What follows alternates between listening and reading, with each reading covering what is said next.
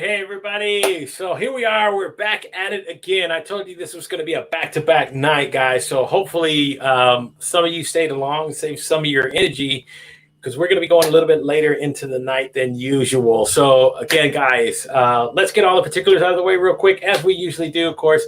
If this is your first time watching us, you can check us out live on YouTube, and you can go to our YouTube channel there at www.youtube.com/made from scratch broadcast. Do us a favor, hit the like and subscribe button if you're watching there on YouTube, and hit the notification bell. It'll let you know whenever we do schedule new lives, go lives, and drop new content on the channel. So thank you for watching on YouTube. And of course, we are streaming live on Facebook. You can check us out there at www.facebook.com/made from scratch podcast. A little bit different there on Facebook. If you're watching, do us the same thing. Hit the like button. It'll let you know whenever we do. It'll send you notifications whenever we are live and whenever we do schedule new live. So if you're watching there, thank you so much. And of course, we're streaming live on Twitter. You can check us out live there at MFSB Live on Twitter. We are streaming there via Periscope. Do us a favor, follow us. We follow back. Drop it down in the comments. Let us know that you're watching, or if you have any questions for this evening's guest. And of course, we're streaming live on LinkedIn. So if you're watching on LinkedIn, guys, thank you so much. Do me a favor. You can send out an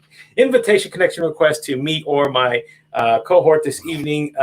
We are always open to new connections and building new relationships. And, of course, we are streaming live on Twitch as well.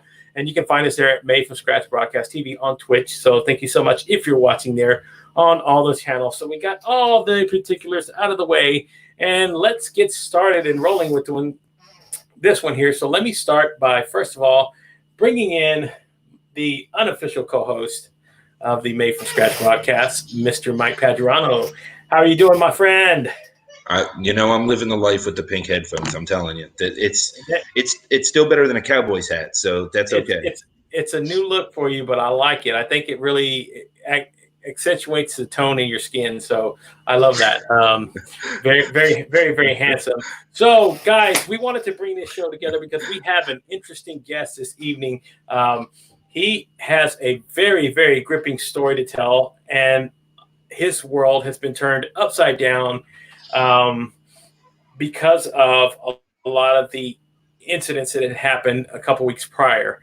And one of the reasons we wanted to bring him on, because, again, we're talking about the issues of systemic racism and a lot of other things. And this guy put a lot out there to speak his part. And, any person that's willing to stand up for what he believes in that way and put that out there into the world, I'm all forward for having those kind of conversations. So, guys, do me a big favor and help me welcome to the show, Greg Ingle. How are you doing, Mr. Greg? Another day in paradise. Another day in paradise, as always. So, one of the things that really interested me whenever we started this whole idea, Mike said, hey, you have to go check out a lot of his videos that he's putting on TikTok. Crazy stuff that's happening. And so I said, okay, cool. So I started going back and looking at some of your videos, and I was like, oh, well, that's wow. And then there was another one, and then that was another wow moment. And to think that in this day and age, that if somebody goes out there and does what you've been doing and speaking your mind and seeing the things that have happened, to me, it's dumbfounding to even think about. And I know, but you're living it. You're living it. You're right.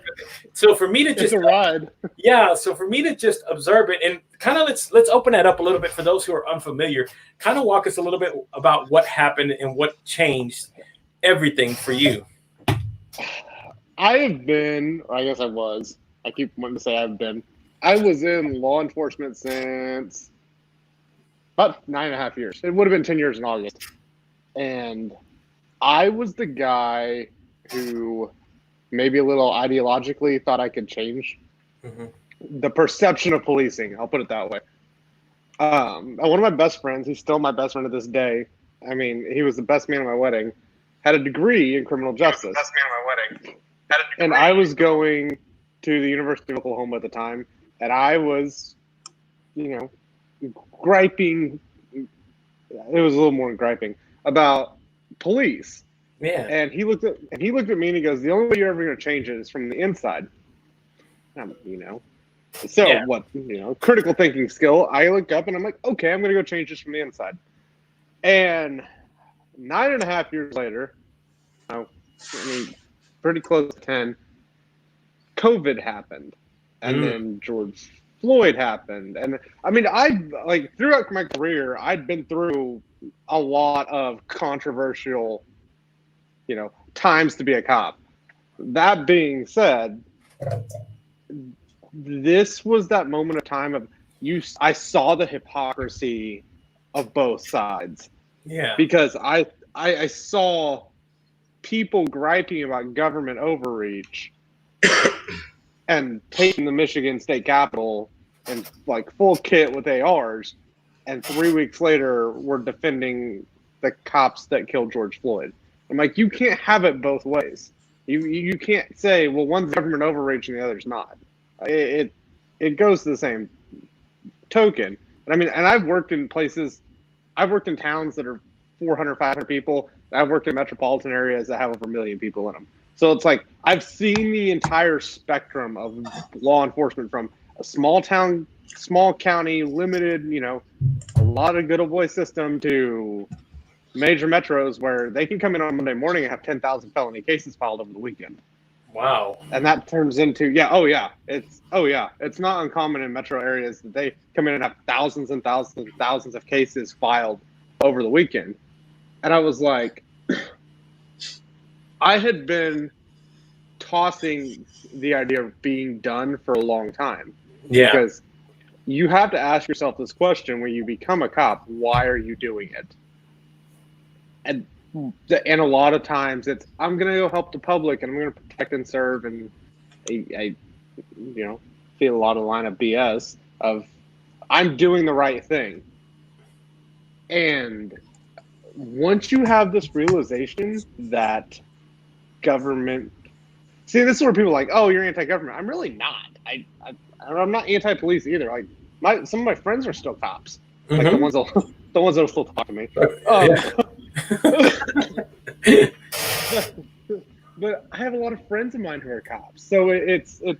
I'm not anti-police. I'm not anti-government. But you have to understand and be willing to admit, government's a business. It is. And their product is laws. And if you don't want to buy their product, they don't really give a shit. They're going to make you buy their product. And I've also said this for years of, you can't leave your house right now, go to the closest gas station. I don't care if it's, a block down the road. You can't leave your house, get in a vehicle, go to a gas station and come back and do it 100% legal. It's impossible. And so throughout my career, I ran for office 4 times. I won 2 and I lost 2.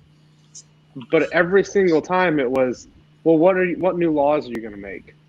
I'm not. I'm going to start repealing them. And people just couldn't grasp their head around that. And at the end of it, I'm like, I've done this for the better part, for what people will call the best years of your life. Yeah. I'm going to be 30. I have kids. I have a wife. I have a family. I'm done being that person that's going to go out there and put my life on the line when I don't morally agree to 90% of it, which turns into, why am I going to get myself in a gunfight or a fatal altercation like George Floyd over a counterfeit 20? Like, it doesn't make sense. Or I'm a certified SWAT officer. Why am I going to go do a no-knock raid and have the chance of killing an innocent person? Because it's been 103 days since Breonna Taylor, and there's still no charges filed. Why am I going to go do that off of what? And I'm telling you, 50% of information. If 50% of the information was right that law enforcement received, it would be a miracle, because it's more like 10 to 20. A lot of it's just, we think. Well, when you're talking about life and death, there's no, we think. And yeah. I decided I was done. And I'd made a couple of TikToks before, and it was one of those, I was like, I guess I'll make a TikTok. Like, it wasn't, dear God, I didn't mean for it to do what it did. It wasn't a political statement, and a lot of people said, "Oh, it was you flipping your middle finger to the system." And okay, in some instances, it really was. It was me just flipping the bird to the system. Like, have your system. I'm done. I'm gonna go sell cars or do something, and live my normal life. And I'll try and follow all your stupid rules. But I'm done being the muscle that enforces them. And it's about 200,000 views in. I had a fuck moment.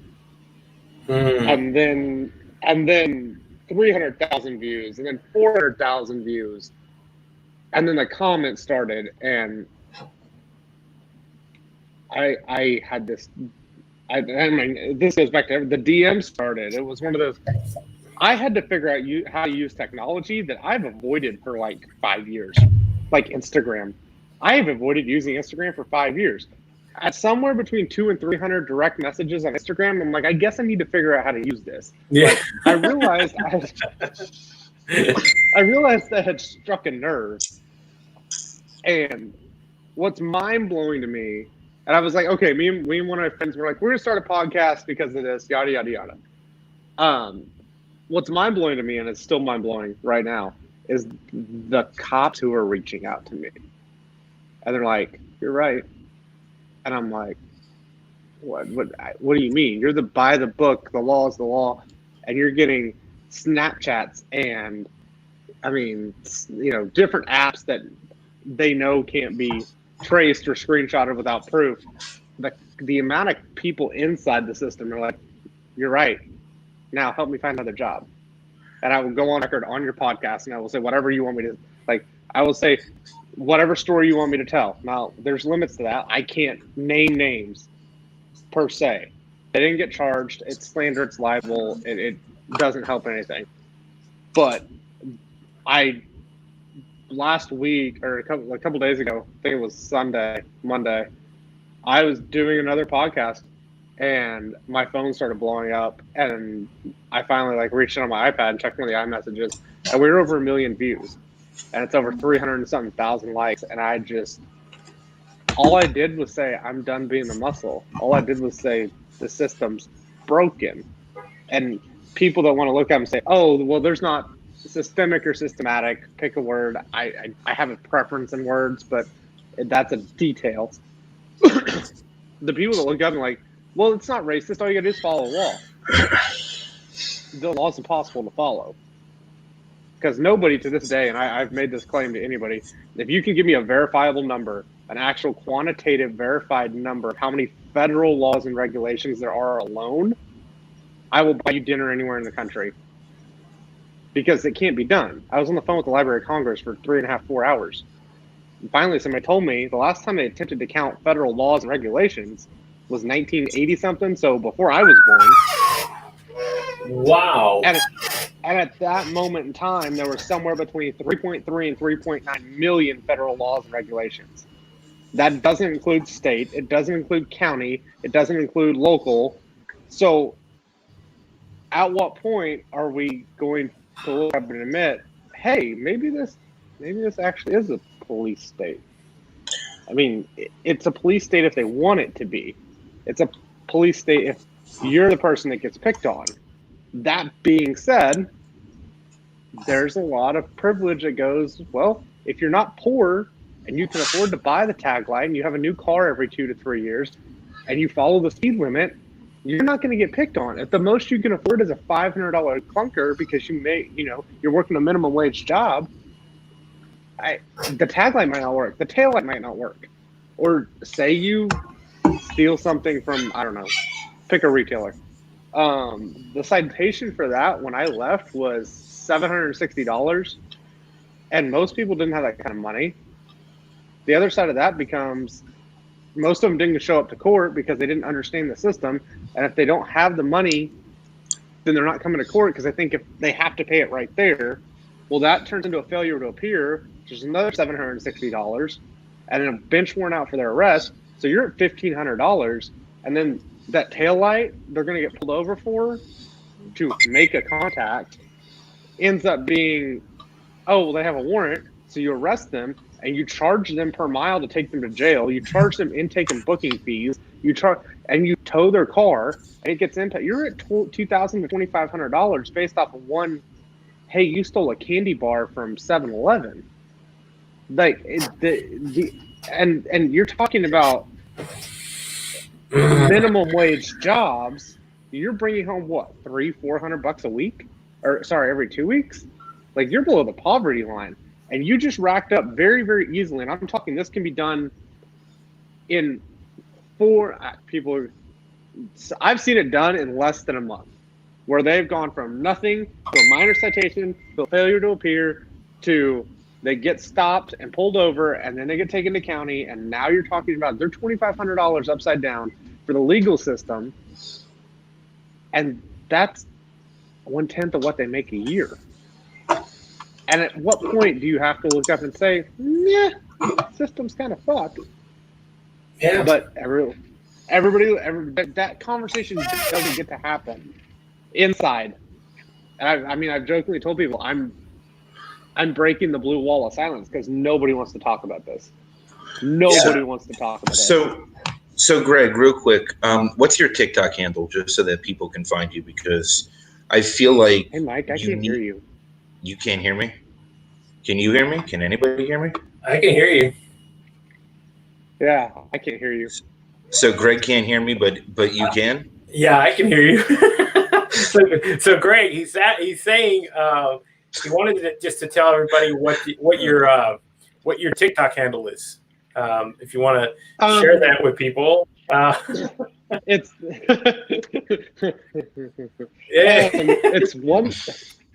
It's one guy's opinion 0, because it's one guy's opinion with a 0 on the end, because somebody else took one guy's opinion, and him and I should not be friends. Yeah. So I went and watched his TikToks, and I'm like, you and I are not going to agree on the color of the sky. There you go. But one of the interesting things that you're actually talking about, right?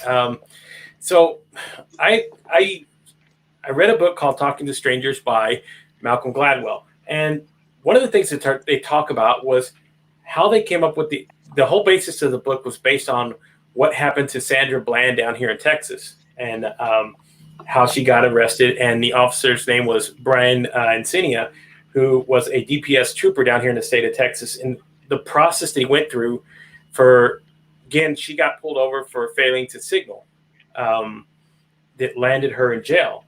And he goes through the whole process of talking about where a lot of these tactics that are used now in the policing area were all results of what they call the Kansas City experiment, District 144. So if you're unfamiliar with that, you need to Google that and see what they did during that time. And it was, the whole inspiration behind it was just to stop down gun laws and murders during the time. But what happened was, because of one of the people that happened prior to the experiment took it to court.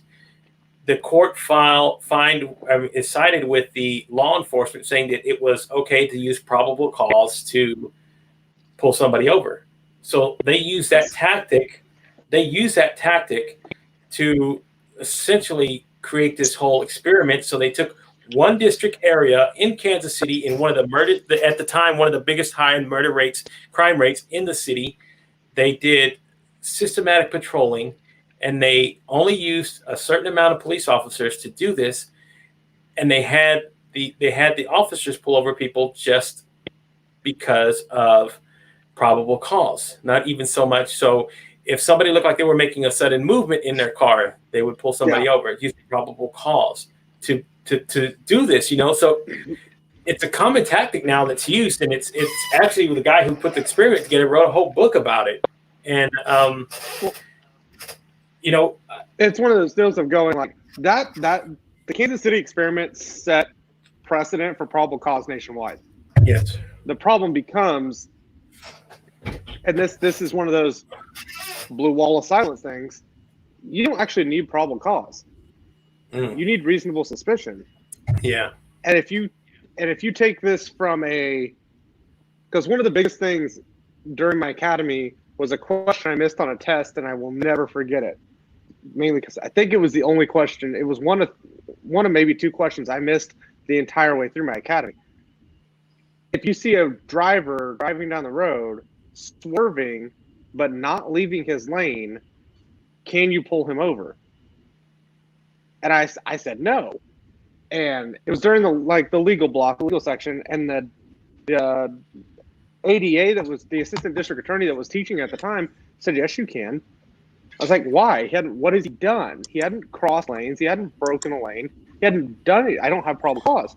He goes, you don't need it. He goes, it's reasonable suspicion.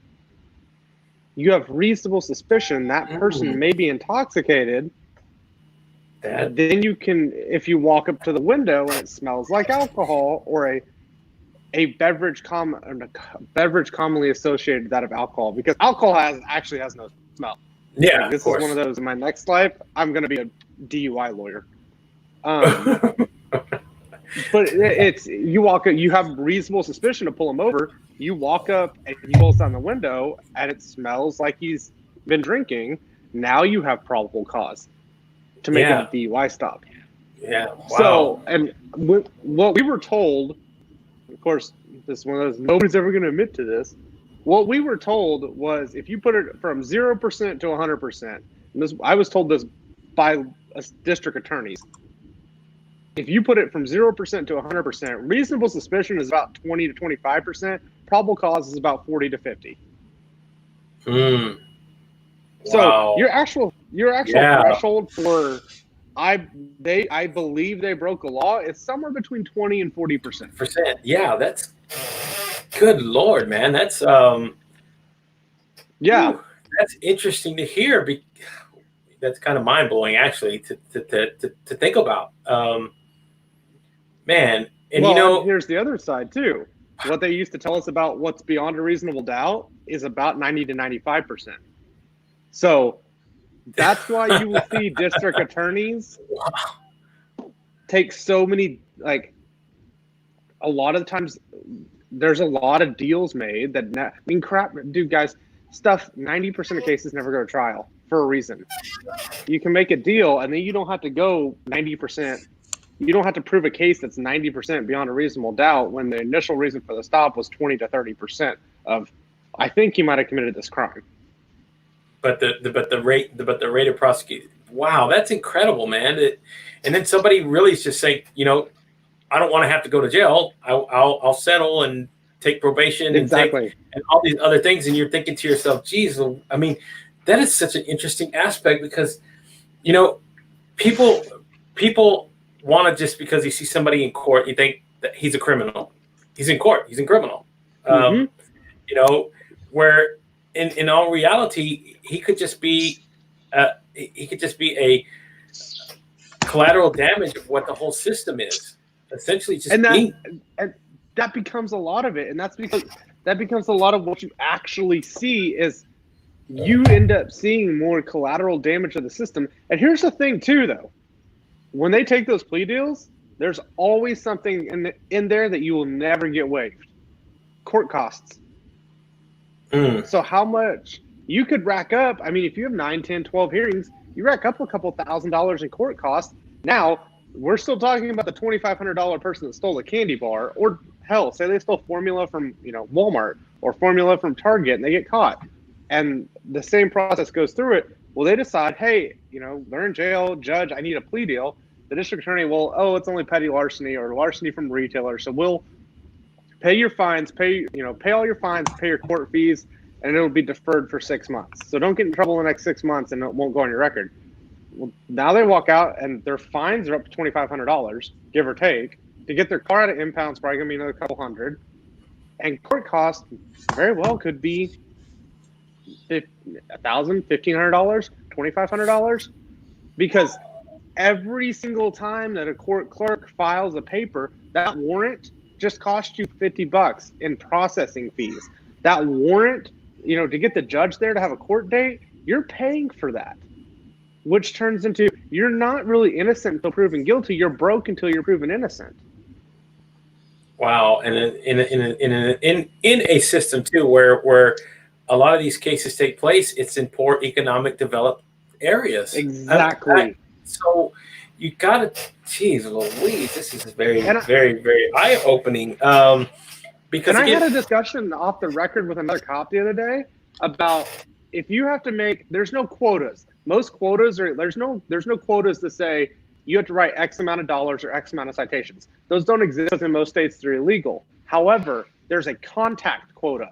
In a lot of places that say you have to make 5 contacts a day. You have to make 10 contacts a day. You have to make 25 contacts a day. Well, if you patrol an area that has suburban or upper socioeconomic status, and down the road you have some place that is of a lower socioeconomic status, you could very easily, and people know this, that new Beamer, that new Honda, that new Lexus, they're not going to have a tag light out. They're not going to have a tail light out. They're not going to, you down to government projects and government funded housing to where they've passed a car down 3 generations. The third brake light might not work. The tag light might not work. The exhaust might be too loud.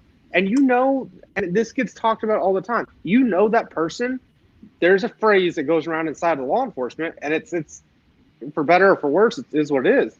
You're entitled to the best defense you can afford.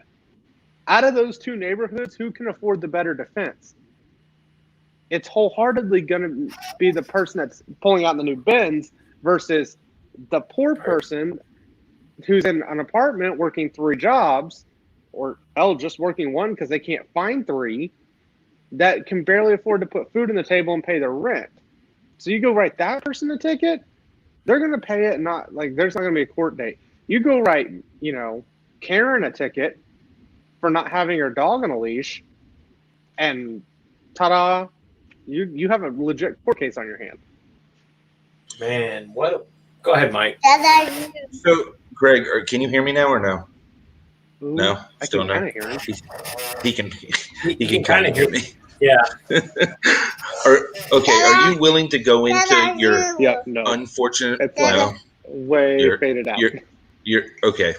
Gabe, ask him if he's willing to go into his series of unfortunate circumstances that have happened. Okay, yeah. So this has begun.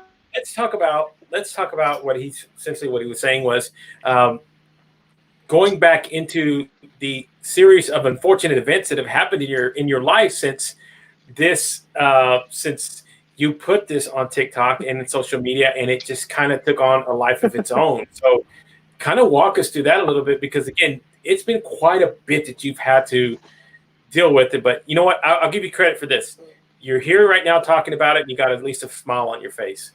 I just, at some point, you got to realize that, I mean, what are they going to do? Kill me? At some point, that's the end. Like, you touch my dog, or you touch my family, I will become John Wick. However, until then, like, what are you going to do? Shoot me? Charge me? Imprison? I mean, this is no different than what a million other people faced in the last 100 years. Of, you want to make a change, it might cost you something.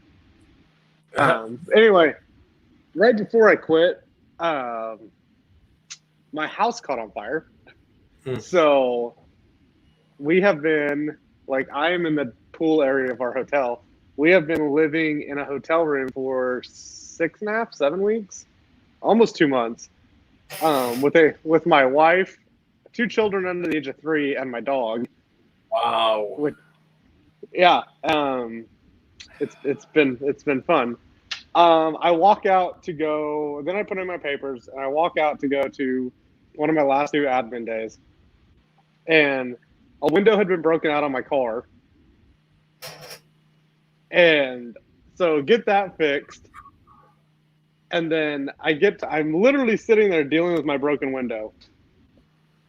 And I log on to TikTok, and I have, I read through my comments. At this point, I can't read through all of them, but I read through a lot of my comments.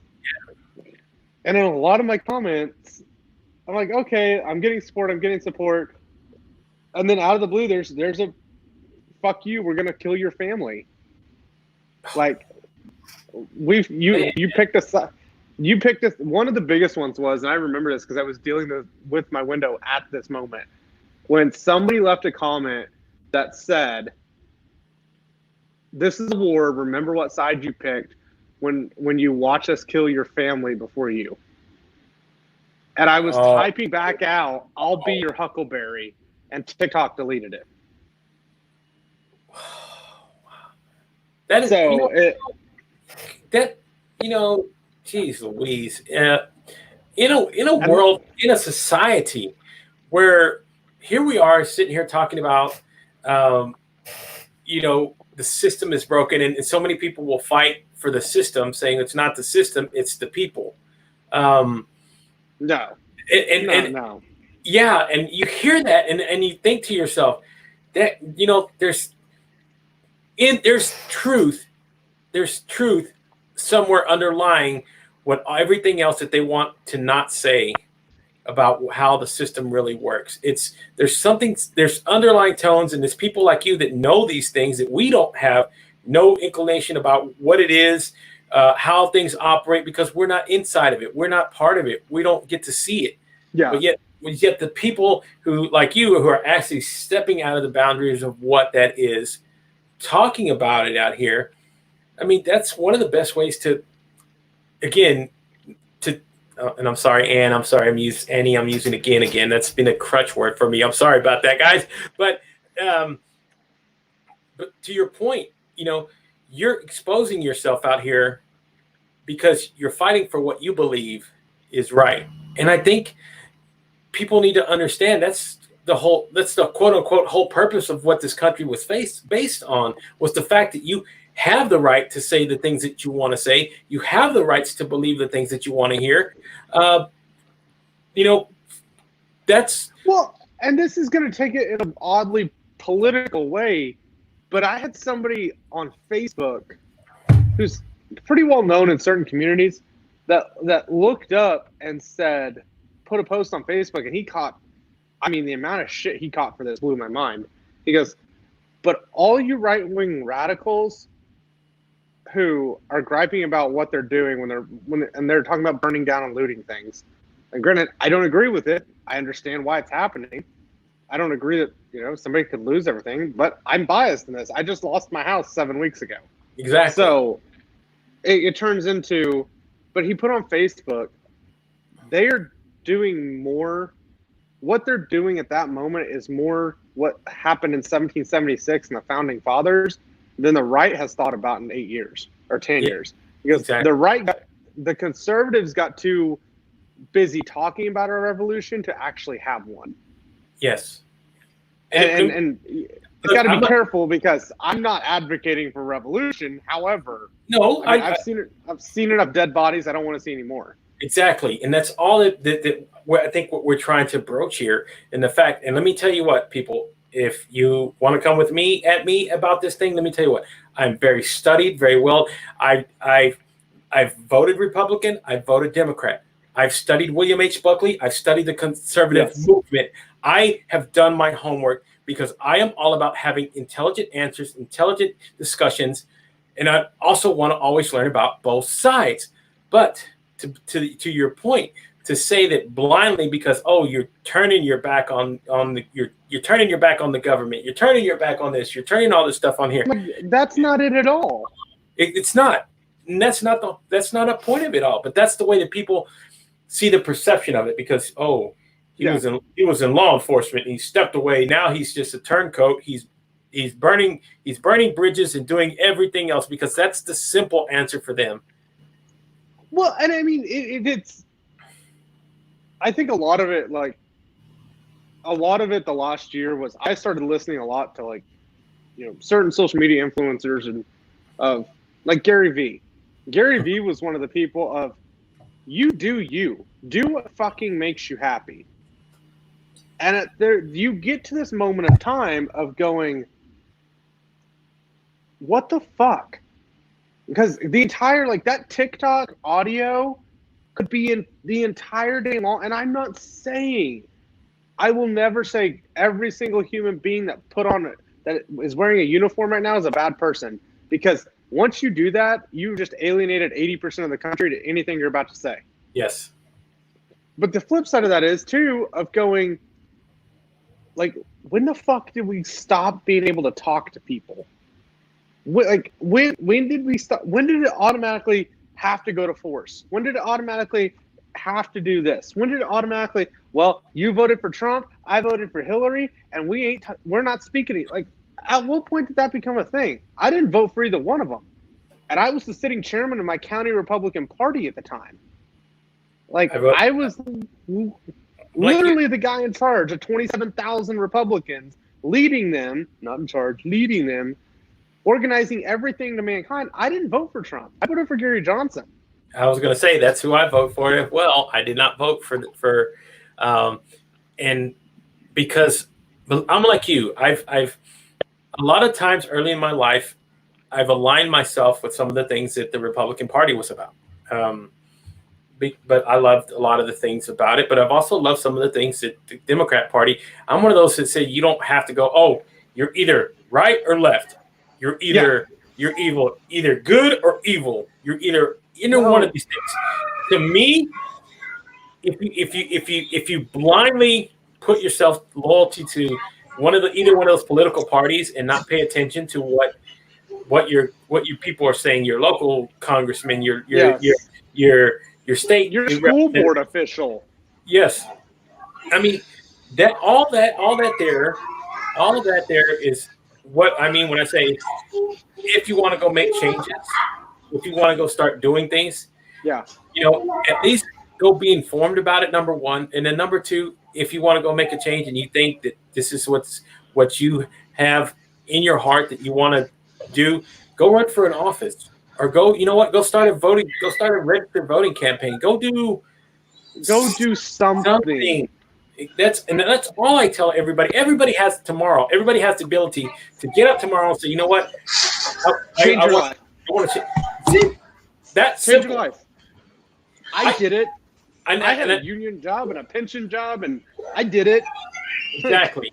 I put it that simple. This point, nobody has an excuse. And Mike can attest to this. I put a post on there, and that's what I talked about. And I said, simply go live your life. That's the way I put it. Simply go live your life, and I got shit for it. And I'm the same way because I grew up in the era of, I grew up in the argument of should we gay marriage be legal? Yeah. That was my middle school, junior high, high school. That was the argument. But I grew up in Oklahoma and everybody was, no, it's Adam and Eve, not Adam and Steve. And I'm over here going, why not? Who fucking cares? Yeah, I grew up in Texas. Believe me, I know your pain. So, because again, here's the thing. I tell people all the time, look, if you haven't lived in a state like where there's a bordering state to Mexico or something, you don't quite understand the level of people who have hatred for Hispanics or Latinos that come from. Yes, you don't understand some of the things. Listen to me. I'm a very well educated person. I have an open heart. I'm very empathetic. I love people to death. I love this world. I love this country. I've been told to go back to my country. I'm born here. I've lived here all my life, and to hear that, and I go, you know what? That's, to me, I say that's your insecurity talking. I know myself very well. I know. But this is what blows my mind, and I told my wife this driving on the road in the middle of this entire shit show because we were worried about there's no secret. We went from spending $125 to $150 a week on groceries to, we in 6-7 weeks ended up spending $3,500 eating out because it was just jackass insane difference. So we had this conversation about money and poverty and how the fuck did we end up poor? and I go, you know what's crazy to me? Because my wife and I have always wanted to go to Tomorrowland. It's a big music festival in Boom, Belgium every year. It is. It's the Woodstock of my generation for EDM. And I go, our generation, and when people ask me for Venmos or GoFundMe's, I didn't make one for 3 weeks. I finally got tired of the question, so I made one. I had a teacher that lives down in Texas. She lives down in Aggie land, who had a second job working at Sonic and saved all of her tips and gave us all of her tips. Like, she gave us $400, and I'm like, that's our generation.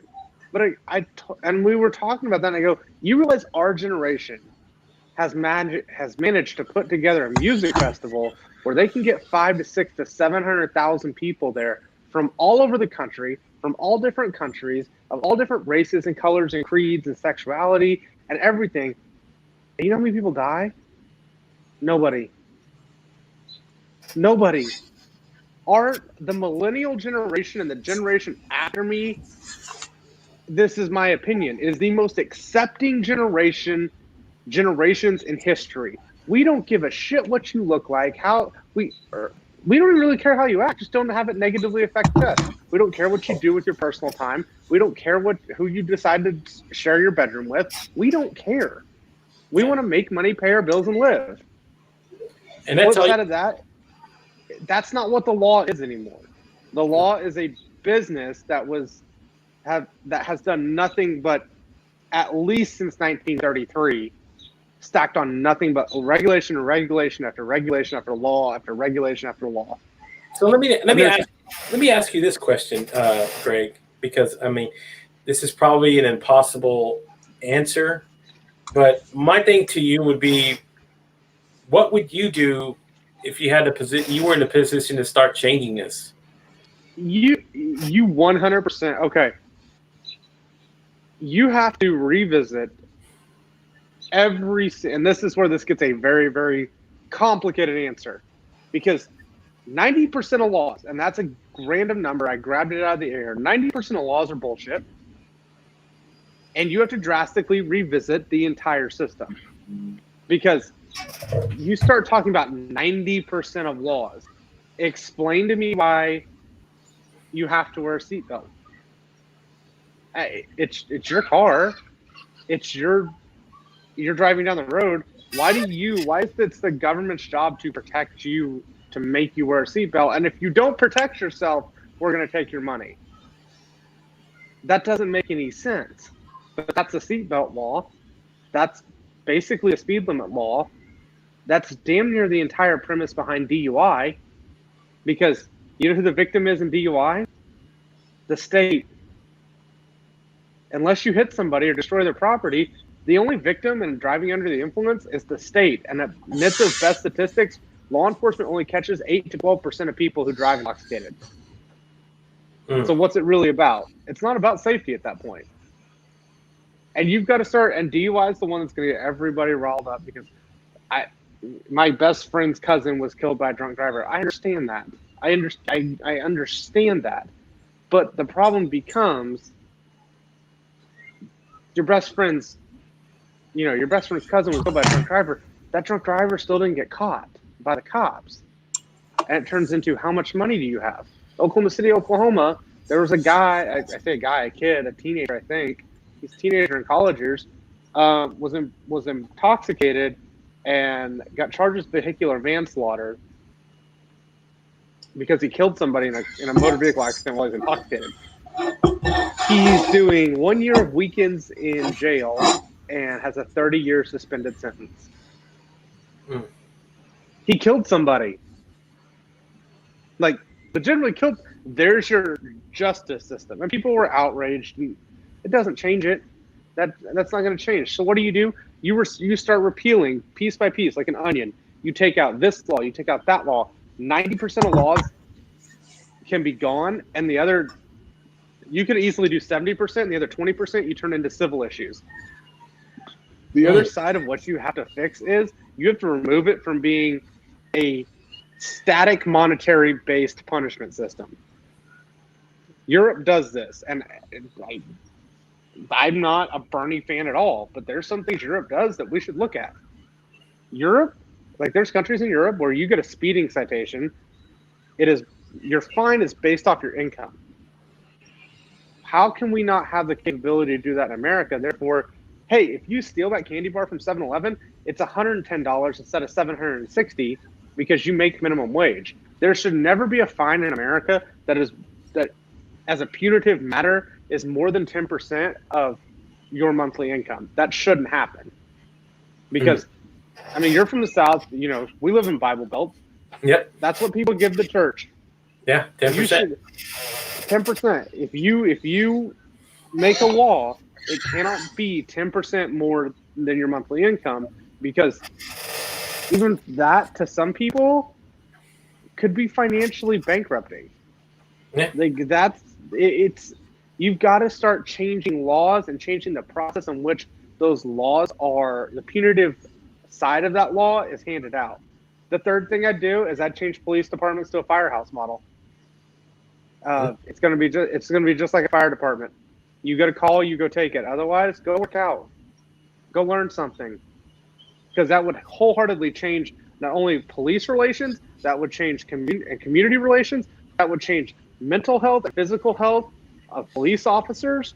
That would also drastically reduce the amount of stress that there is in the job. Most police officers that do a 20-year career die within 5 years of retirement because they've been so used to cortisol and stressful situations that you get this moment of time of they can't handle non-stressful anymore. So they retire at 50, 55. They're dead by 55 or 60. I mean, It's the whole Bear Bryant thing. Bear Bryant retired from coaching football. He was dead in 5 years because it has to be that level. And that would change a drastic amount of, well, you got to go get 9 contacts tonight because it's the end of the month and you haven't been getting your contacts all month. You start pulling people over for dumb shit. That doesn't really need to be a law. So let me ask you, because we have somebody asking a question, and it is Miss Future Kane is actually asking the question, even though it doesn't show up on it for some reason. It says, why punitive and not restorative practices in the system? Because if you start down the idea of restorative practices, it can very, very easily get twisted into what I call the government wrench. Yeah. If you turn that up and say, okay, well, this, I was drunk, I drove through your fence, I broke your fence, I have to replace your fence. Well, how much is that fence worth?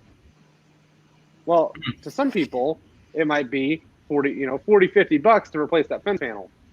To the court system, that's going to end up being, well, it's actually $120 plus the surcharge that you're here, plus this, plus it turns into government wrench. There's a running joke that I live near an Air Force base, so a lot of the major town I live in has government contractors on there. A mechanic's wrench outside of that base is $40. A mechanic's wrench, when the company quotes that as a contractor to the government, is $400. Why? Because the government pays it. Which turns into, you could have some restorative practices in there, but you get bigger than, I want to say 10, 15,000 in population. It's going to be very, very hard not to have that back door, because the first thing they're going to do is say, well, we can no longer write you a ticket for this amount, but through restorative practices, we're still going to get that money out of you on the backside. Gotcha. If you limit that percentage amount that's allowed to be used based off of income, that drastically changes everything. Because even if you did restorative practices, you would have to stick a hard limit. And the question becomes, from who? What's your market value at that point? I can get, a fence panel, you get on Walmart or Google, and you get a fence panel, you can get them at Walmart or Lowe's for 30, 40, $50 versus there's $500 fence panels out there. Yeah. And that's where the restorative part can have a major flaw. If people don't think that DAs and ADAs and legislatures are going to figure that out and go, well, we'll tack it on the backside. Yeah. That's where restorative can drastically hurt the idea of making a judicial system, not a legal system, that is fair and equal under the law, no matter how much you make or what you look like. Yeah, gotcha. Man, that's a good way. So maybe Miss Future Kane, thank you so much for the question. Hopefully that answered. And then she was, of course, asking, that's unfortunate. What do they provide you for self-care? That's another one. I guess asking. What like as a cop? What do they provide you for self-care? Yeah, I guess she's asking about is there any kind of like maybe I don't know therapeutic any kind of like maybe not. They legitimately might as well buy you an AA membership day one.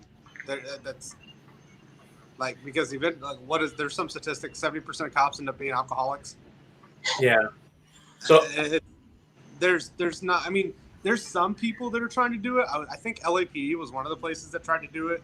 I know California Highway Patrol has mental health services. Yeah. Available, but it's not required. It's not required. It's if you need it. But for 90 to 98% of the country, you want to know the fastest way to lose your job besides making a viral TikTok? How's that? Is asking for mental health services. Really? Oh yeah. There's a stigma. You're a cop. You don't break. You don't flinch. You don't. Nuh-uh.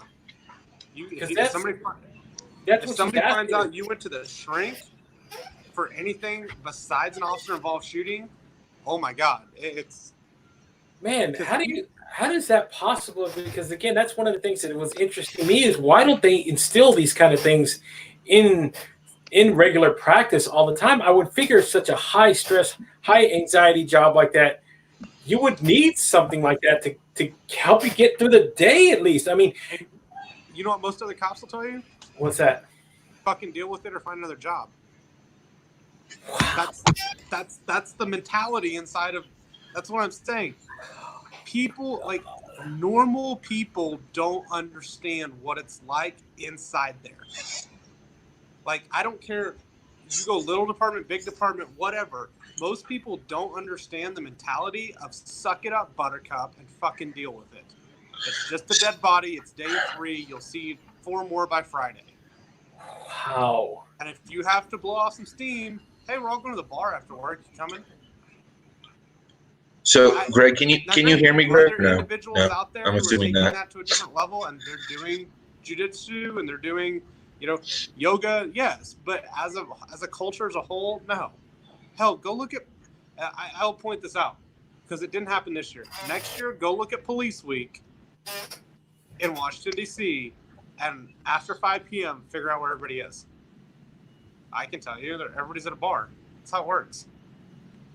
Man, oh man, that literally floors me. Go ahead, Mike. Greg, I don't think Greg can hear me, and it's I heard him for a second. Hang on one second. Let me see something. Can you hear me now? Is this better or no?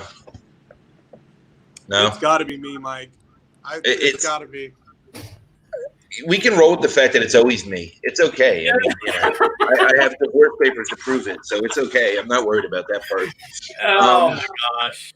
Look, so I can see his mouth moving. I can see his hands. I just can't hear anything. Yeah, no.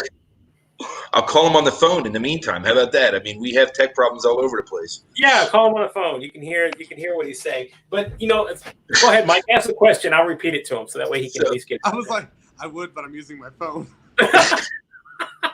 Putting on speaker. I mean, maybe that would work. Look, so there's 2 things, right? One, how far do you want to take your truth? How much do you want to put out there, and how comfortable do you feel doing that? So what Mike was just saying was, how far do you want to take your truth, and how far are you willing to put this message out there? At this point, all the way to the top, wherever the top is. What's the top? I don't know what the top is at this point. Billions. How's that? Billions of views. Okay. Billions. That's so I feel like it's our role, anyone who's watching this, to help push that. If they get me, they get me. You know what I'm saying? If they get me, they get me. At this point, if you're gonna make me pick a side, I already picked one. It's the one with less stupid shit in it and better music. Like, that's you know what?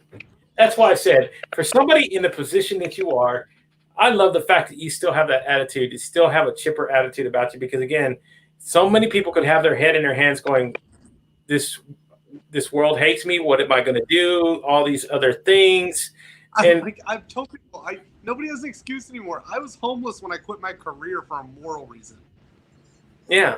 So at this point, what excuse is there? And there don't think there is one. There isn't one. There is not one for you so this is why me and Mike put together these things and we have these conversations and we bring people on like yourself because number one, what's the purpose of me having a forum to talk, to create, to share, to educate it if I don't use it in these sort of manners? I mean, yeah. For me to just keep my mouth shut and not say anything, I might as well just be doing it myself and kicking the person while I'm down. That's not what I bring. That's not progress. Yeah, that's not progress. That's not people. You know what people always are going to tell me. You know, well, you're not going to be able to solve this. Well, that's not the thing. Is to solve it. The thing is to talk about it and at least get it out there to some way, shape, or form. Start educating people to start even thinking about ideas to opening up what you're talking about. You know, go ahead. I said this to somebody though, and they're like, "You're not going to solve it." Like I got that answer the other day. And I looked them straight in the face, and it was another cop, and I go, "You don't fucking know that." I might. Yeah. Who knows? I might.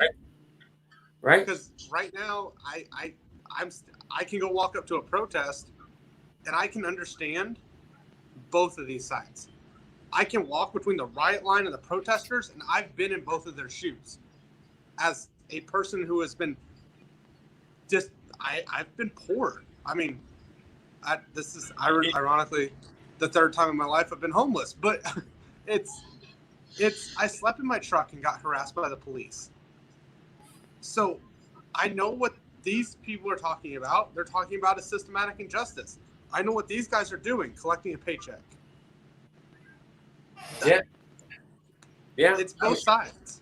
It is both sides. It is everything to have to do, and this is why I focus, and we focus on this a lot, me and Mike, and can continue to keep having these talks, keep continuing to talk about these issues, keep continuing to come on here and talk and do whatever we have to do, because again, what is there to not say that we won't solve this? That's the thing that everybody tells you. I'm not going to solve it. We can't solve this. There's no solution to it. You're talking about too big of a problem in the world. And for me, my thing is, why not? If somebody couldn't either. Yeah, MLK couldn't either. George Washington couldn't either. Go ahead, Mike. Okay. So relay this, Gabe, because obviously he can't hear and I can't sign, so it doesn't matter. I can do all this I want, but it means nothing. And if it does, I apologize. But Gabe, ask him, what does he think, since he's been on all sides of this? I'm laughing at the fact I can't hear you, and No, you're fine. I laugh at myself all day. We're good. Hold on, Mike. Let me see something. Oh, Gabe might have a tech solution. Not gonna work. No? Soon he won't be able to hear me either. Yeah, that's a solution. That'll just be the solution to talk about today. throw me out and I'll text the questions in. Ask him what he. Can we just sit in a circle and I don't know, repeat Woodstock? Everybody liked each other there. Fuck. Like this cannot be. You're human beings. This cannot be this difficult. So here's the real question. Since he's been on all sides, right? He's seen every side of this systemic issue right now. What does he think is the first step to fix it? Is it approaching the officers and giving them a different type of training, mentality, whatever else? Or is it dismantling and replacing the system? Is it retraining? Is it education across the board? Is it opening up the whole system and really having some oversight? Yeah. So essentially, Mr. Mike was saying, so since you've been on both sides, of the fence. He's essentially saying, what are the first steps you would take to start changing this and he's saying, like, do you start with approaching the law enforcement side of it first? Do you approach it by what was the second one, Mike? You said? Do you approach the system? Do you approach the officers themselves? Do you approach the citizens? Do you approach the system next, or do you approach the officers, or do you approach the citizens after that? I mean, or is it true oversight, literally transparent oversight? You do a little bit of both, and this is why.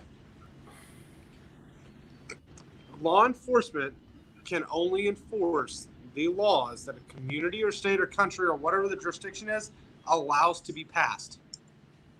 They can also only enforce the laws you allow to let stay on the books. Because this amazing thing happened in Oklahoma. Once weed became legal, even though it's only medicinally legal, guess what? Nobody gave a shit about arresting somebody from weed anymore. They didn't.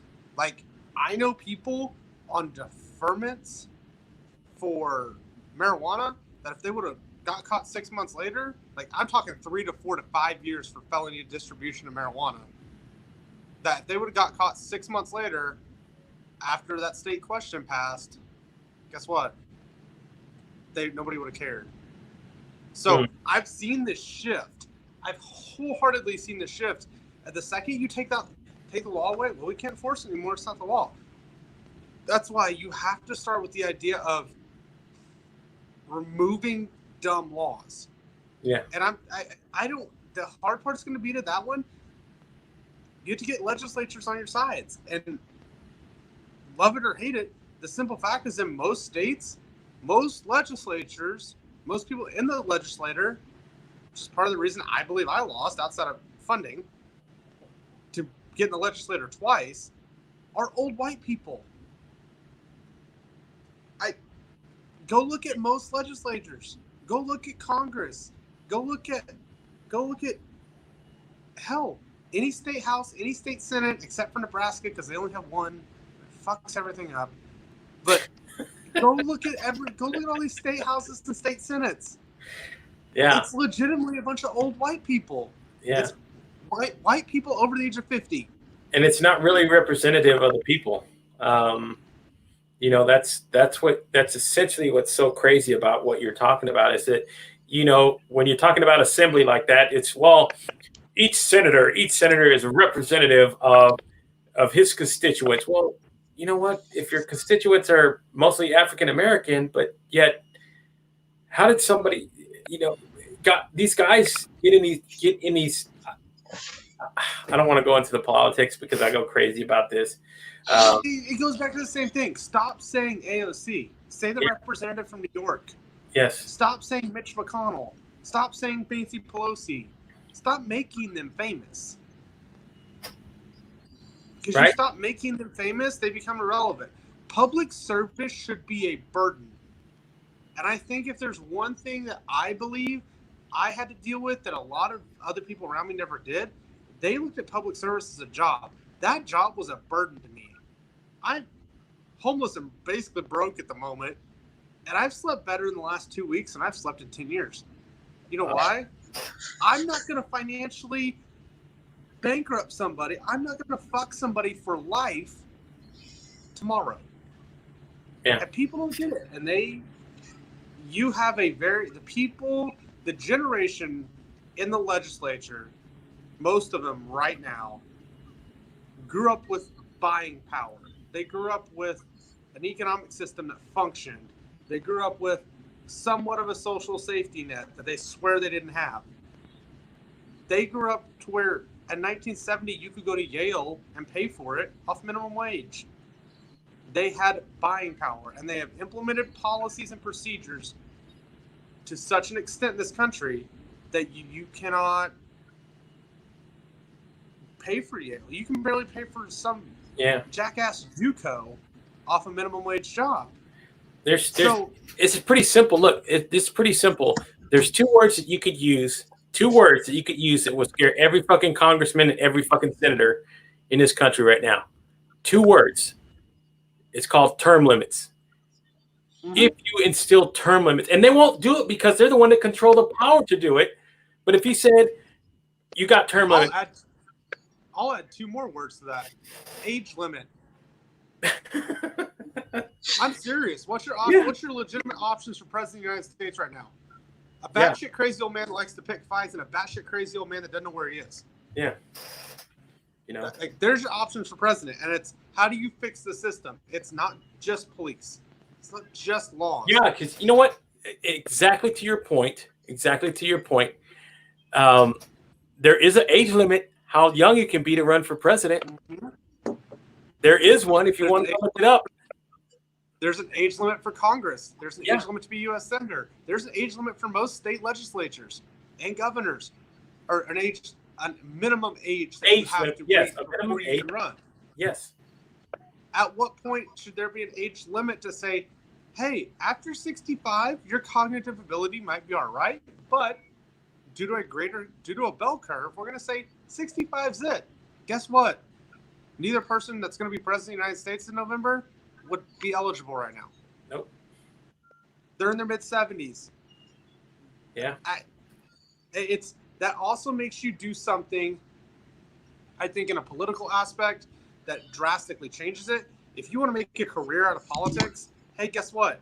You can't be elected until you're 35 or 25, say 25, and you cannot run for president past 55. That way, instead of spending 50 years building up to this moment in time of what you really wanted to do to begin with, you have 20 years, 25 years. And you throw in term limits in there that say you can only be a congressman for 6 years, you can only be a senator for 6 years. I said it like this way. I said it this way because I want to be fair to like what they do now with the president. 2 terms, 8 years. Here's what you do. You say 2 terms on congressmen, 2 terms on senators, 3 terms on congressmen. That's the same amount of time. That's 12 years that you have the option to be in power. So you better do something in those 12 years. And one of the guys that came up with that theory was a U.S. Senator from Oklahoma. His name was Tom Coburn. Mm. He actually endorsed me in a primary 2 years ago before he died. Yeah. Wow. And he was like, he said, 12 years, I'm done. What did he do? He did 3 terms and he was done. But the problem with that theory, 3 terms in the United States Senate, that's 18 years. That's a whole generation. Well, that's why I said you would have to only do 2 terms in the Senate because they do it differently. That's it. You can be a 2-term senator. You can be a 3-term congressman. It's the same amount of time in each house, and that's it. So you get 12 years in the Senate. That means you've only had to run for a re-election once. But I said this to Mike the other night too. You know what else needs term limits? Being a cop.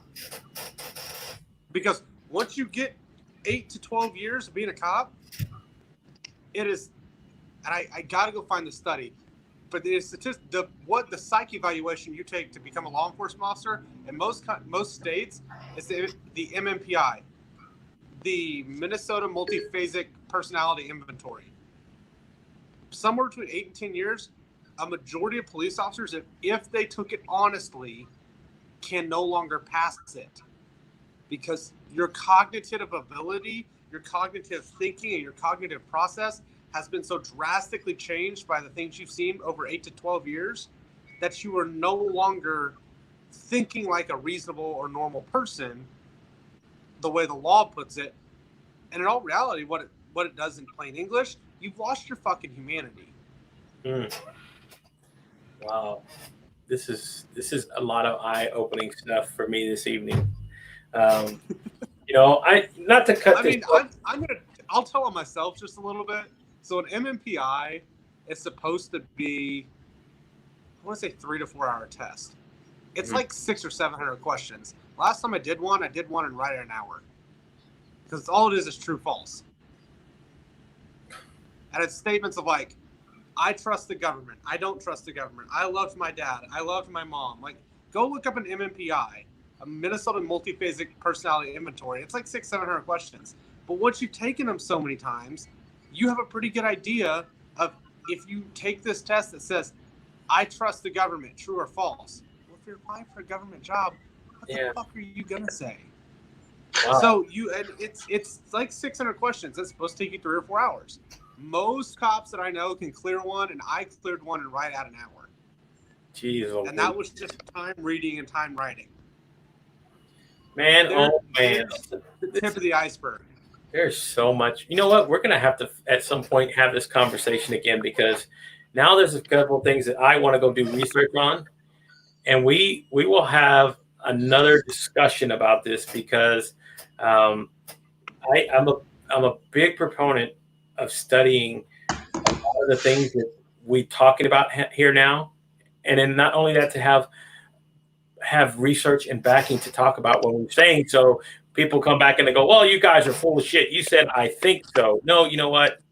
Next time I won't be thinking so. Next time I'll have the research to talk about it. If you want to talk about it, we'll do it that way, because I love having these discussions, because number one, we are everything that I've learned here today has it's really rocked me a lot of things to the core.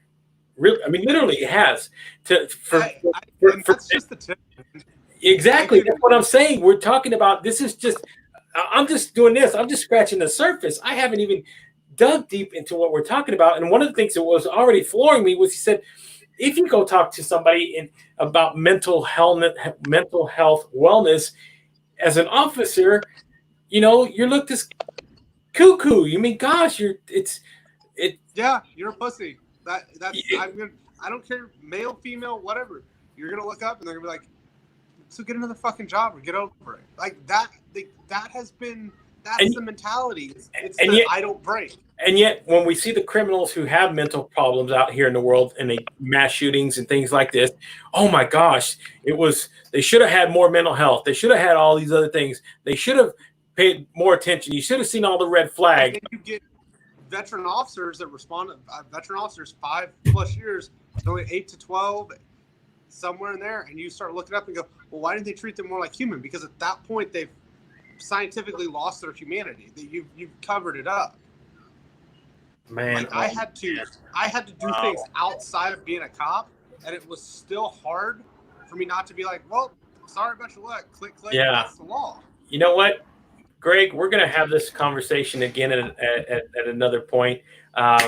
I do have to cut the show off, guys. We've been on for another hour and 10 minutes, and as you don't know, this is my second live this evening. So I've been doing this since 7:00. And not that I love the conversation. Believe me, I can keep talking.